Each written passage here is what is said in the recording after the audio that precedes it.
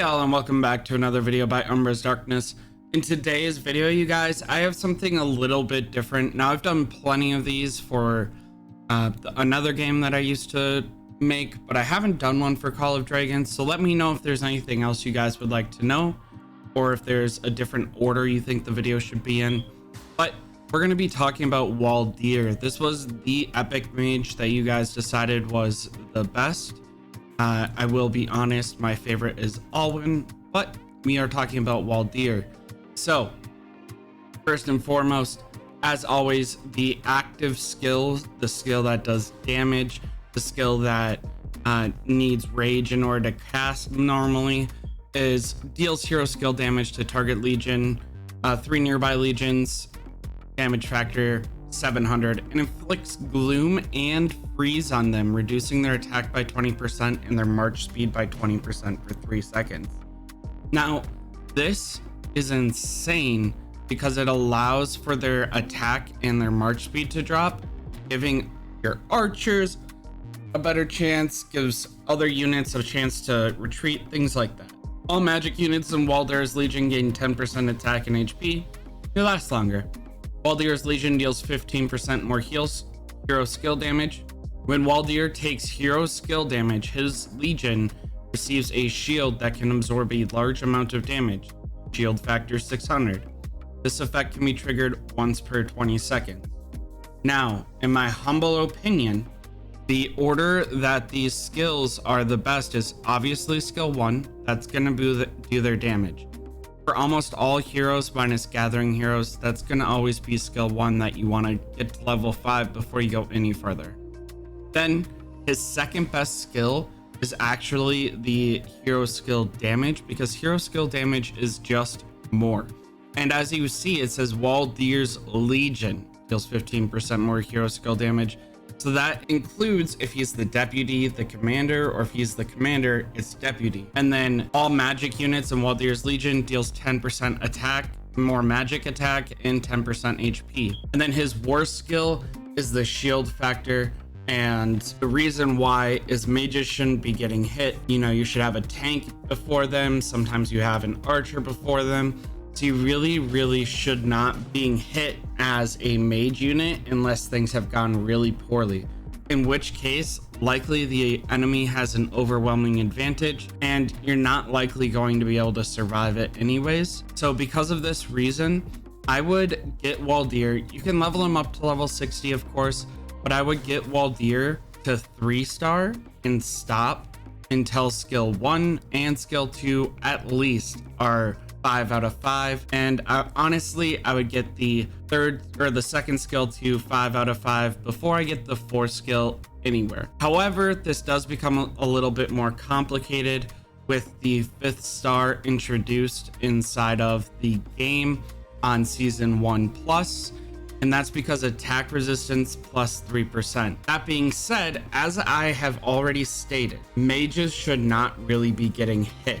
Due to that, while this does help with counterattack, I would in particular still get the first 2 skills or the first 3 skills to 5 out of 5, and specifically the 1st and 3rd. If those 2 are 5 out of 5, you can weigh your pros and cons of getting the second one to 5 out of 5 versus getting a 5th star if you're in season 1+. If you're in season 1, I would keep it at 3 stars until of course you already have him at 555. Now, his awakened ability says deals hero skill damage to target legion and 3 nearby legions. So it does improve it from 2 to 3 and increases the magic factor from 600 to 700. Basically making him do more AoE damage and making him do more damage in general. That means this hero is 100% playable even if he's not awakened, but it gives a little bit more perk, right? However, it's only increasing his skill damage by 100 factor and 1 more legion. May or may not be applicable depending on the battles you're doing, and 100 more damage factor is not worth not using him just because he's not awakened. All right. The second thing I want to talk to you guys about is who would I make him your deputy and who would I make him the commander for? Honestly, you guys, He is definitely more of a deputy than a commander.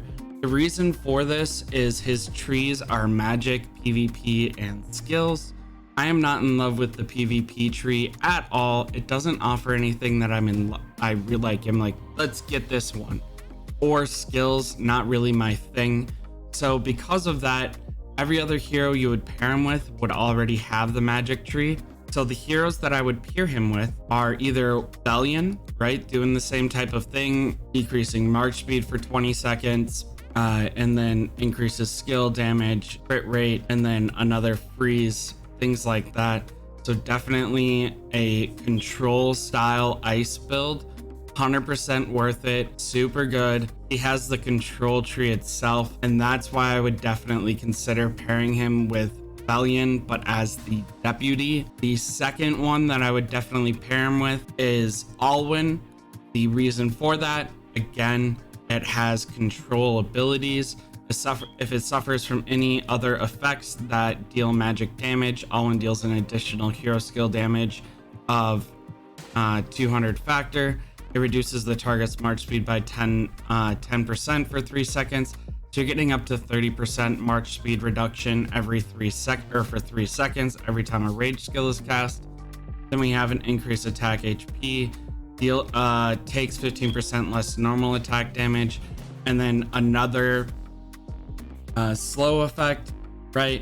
When he's hit with a normal attack, they have a 15% chance to ensnare the attacker, dealing hero skill damage every second and reducing their march speed by 10 seconds.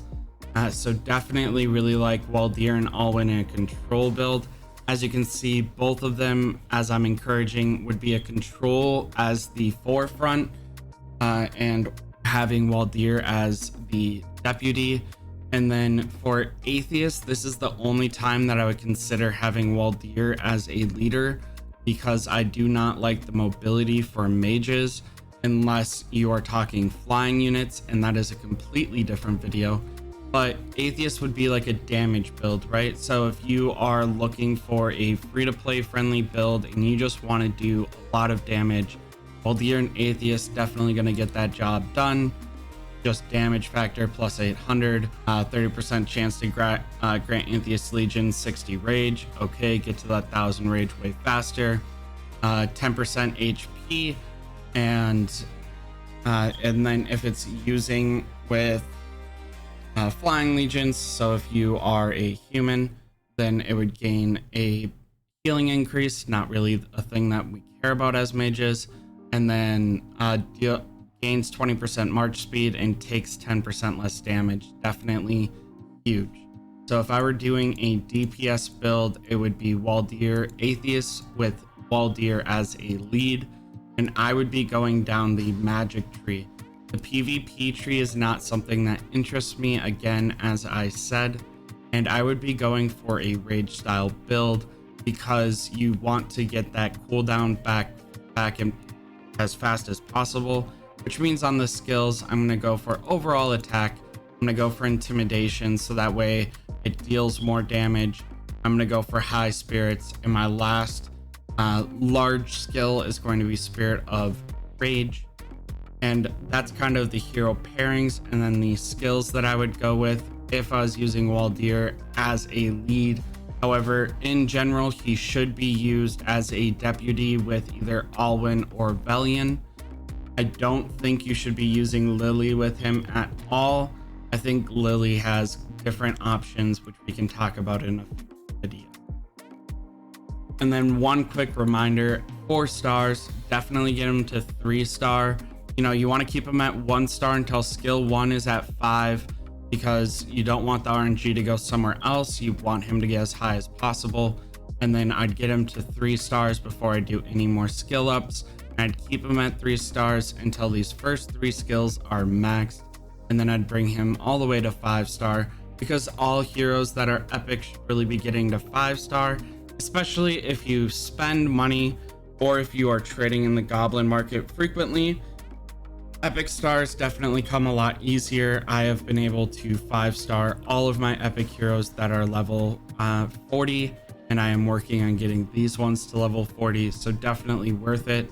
But I would stop at 1 star until skill 5 or until it's at level 5. Then I'd stop at 3-star until all 3 are at 5, and then I'd bring him to 5-star all in one. As always, you guys, I hope this video helped.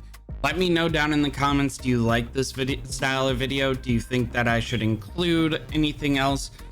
You know, would you like to see the control builds if I recommend him as a deputy? Please feel free to let me know how you would change this video.